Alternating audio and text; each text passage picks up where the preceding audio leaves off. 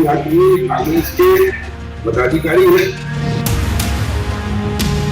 इस प्रकार के लोग न हो जो आतंकी गतिविधियों से संलग्न रहते हों, ऐसी सामग्री मिल नहीं पाती।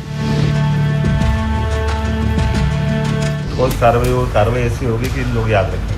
हरदा में हाल ही में हुए जबरदस्त धमाके ने पूरे देश को हिला कर रख दिया है। जैसे ही ये घटना हुई, शासन प्रशासन तुरंत एक्शन में आ गया। ये धमाका इतना जोरदार था कि लोगों ने कहा कि कई किलोमीटर दूर तक भूकंप के जैसे झटके महसूस हुए। आग और धुएं का गुबार कई फीट ऊपर तक आसमान में उड़ रहा था। इस घटना में फैक्ट्री मजदूरों की मौत की खबरें आ रही है और वहीं सैकड़ों लोग घायल हैं। वहीं कई लोग अब भी लापता बताए जा रहे हैं। इस घटना के तुरंत बाद फैक्ट्री मालिक समेत 3 लोगों को पुलिस ने गिरफ्तार कर लिया।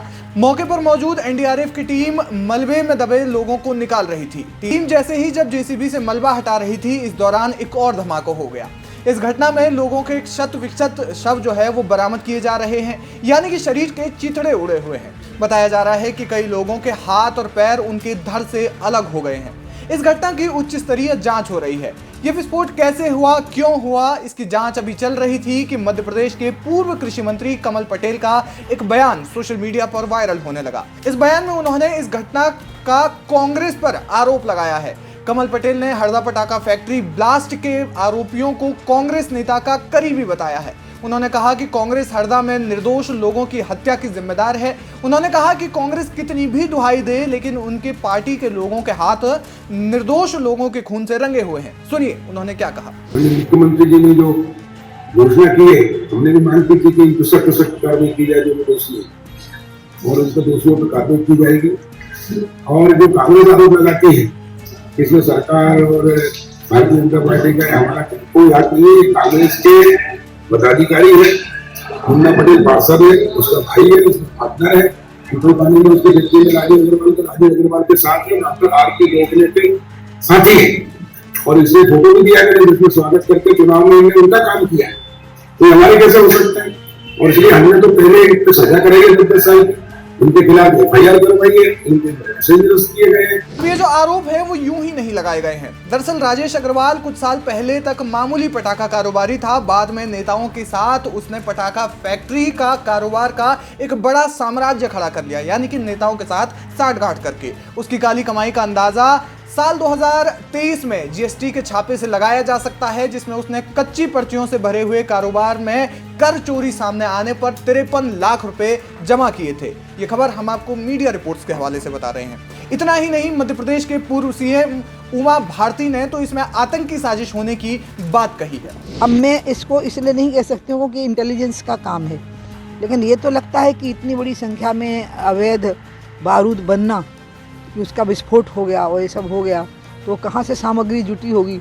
तो वो तो जब तक इस प्रकार के लोग ना हो जो आतंकी गतिविधियों से संलग्न रहते हों, ऐसी सामग्री मिल नहीं पाती। हालांकि इस मामले में मध्य प्रदेश के मुख्यमंत्री ने कहा कि मामले में कड़ी कार्रवाई होगी और किसी को भी बख्शा नहीं जाएगा। और यहाँ घायलों से मिलने के बाद उनको शासन की जो भी यथायोग्य मदद है वो करने के साथ साथ हम कोशिश कर रहे हैं कि अभी यहाँ के बाद जो मृतक परिवार है उनसे भी ऊपर मिला था, एक आध परिवार में बैठने भी जाऊँगा। और स्पॉट का इंस्पेक्शन करने के बाद जो टीम हमने गठित की है वो जो रिकमेंड करेगी, निश्चित रूप से ठोस कार्रवाई ऐसी होगी कि लोग याद रखेंगे। अब इस घटना के जरा कुछ बिंदुओं पर नजर डाल लेते हैं। क्योंकि ये फैक्ट्री हरदा शहर में ही मगरदा रोड पर बैरागढ़ गांव में थी। धमाका मंगलवार सुबह करीब 11 बजे हुआ।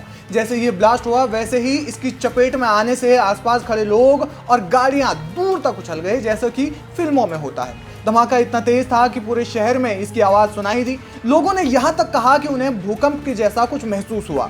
आग की चपेट और धुएं का गुबार कई किलोमीटर दूर से भी देखा जा रहा था। यह धमाका होने के करीब 1 घंटे तक लगातार धमाके होते रहे। चारों ओर अफरा तफरी का माहौल बन गया। फैक्ट्री में काम करने वाले लोगों के परिजन अब सड़कों पर खड़े थे और रो रहे थे, क्योंकि इसकी जद में वो सब आ गए थे। बहरहाल घायलों का इलाज और मृतकों के परिजनों को चेक बांटे जा रहे हैं। इस घटना की एनजीटी यानी कि नेशनल ग्रीन ट्रिब्यूनल ने संज्ञान लिया और आदेश जारी कर कहा कि घटना में बड़ी संख्या में मौतें हुई है, 50 से अधिक लोग घायल हुए हैं, 60 से अधिक मकान क्षतिग्रस्त हुए हैं, 100 से अधिक मकानों को खाली करना पड़ा है। ऐसे में न्यूनतम राहत देने की आवश्यकता है, जिसका फैक्ट्री मालिक तुरंत भुगतान कर पीड़ित को अंतरिम मुआवजे के रूप में राशि जमा कराएं।